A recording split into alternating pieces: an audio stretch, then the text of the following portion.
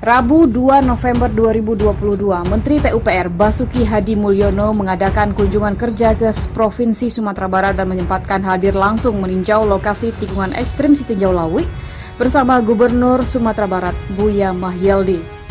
Saat itu Menteri Basuki sudah menegaskan bahwa akan dibangun flyover di kawasan ekstrim tersebut.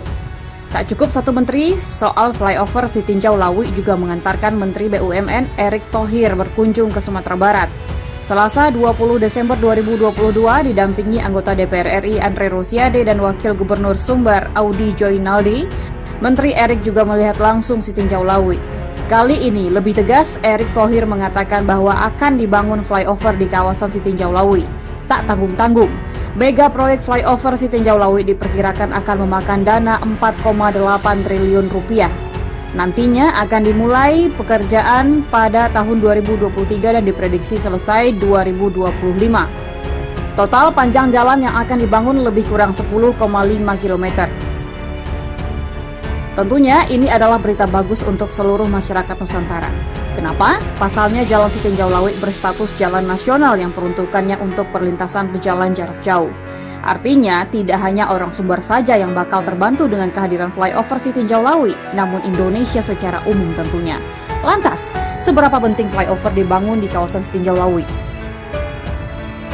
Jelas, Sitinjau Lawi adalah jalur ekstrim dengan pemandangan indah di Jalan Raya Padang Jambi, tepatnya di Kecamatan Lubuk Kilangan, Kota Padang, Sumatera Barat. Banyak kecelakaan terjadi di sini. Nyaris berita tentang kecelakaan di Sitinjau Lawi mengisi headline media hampir di setiap pekan. Tidak hanya ekstrim secara struktur, secara geografis medan Sitinjau Lawi rawan longsor. Sudah tak terhitung lagi korban akibat kecelakaan dan longsor di kawasan Sitinjau Lawi ini. Kalau ada kecelakaan atau longsor, maka akan timbul macet dan itu akan memakan waktu berjam-jam. Rugi waktu, rugi materi, dan pasti ada nyawa yang hilang di sini. Mantan Menteri Dalam Negeri yang juga mantan Gubernur Sumatera Barat, Gamawan Fauzi, pernah menulis isi hatinya tentang kegelisahannya melihat Sitinjau Lawi. Di tulisan yang terbit di Minang 1 pada akhir Agustus lalu itu, Gamawan Fauzi melihat sisi lain dari pekerja jalan yang standby di lokasi di mana hampir seluruh pengendara menghindari jalur tersebut. Karena memang salah satu bukit di kawasan Sitinjau Lawi seperti bom waktu yang akan meledak dan akan memakan korban, runtuh tanpa rencana kiranya. Dilihat dari perspektif positif, Sitinjau Lawi adalah nadi ekonomi Sumatera Barat. Tiap hari distribusi barang antara Solok Padang atau sebaliknya lalu lalang di sini. Para pekerja serta pegawai negeri yang bekerja antara dua daerah pun tak bisa tak menggunakan jalan ini. Lebih dari itu, Sitinjau Lawi eksotis.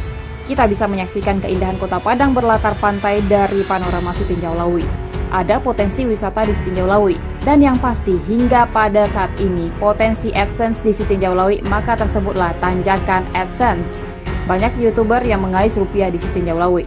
Ya, begitulah Sitinjau Lawi. Tak henti-henti menjadi sumber pemberitaan. 2025 nanti akan diresmikan flyover di sana. Semoga lancar-lancar saja. 2025, bukan 2024. Jadi, presiden baru yang akan meresmikannya nanti.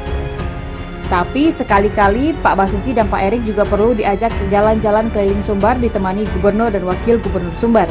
Kalau bisa pakai sepeda motor, jangan pakai mobil bagus yang tak terasa hentakan saat menaikinya.